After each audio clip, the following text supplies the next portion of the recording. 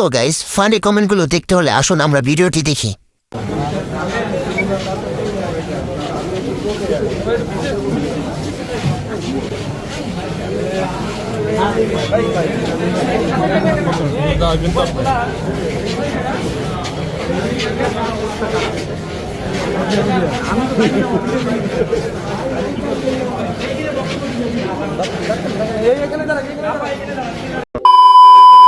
আদালতে বোমা নিয়ে হাঁটতেছে এদিকে কারণ নজর পড়ে না।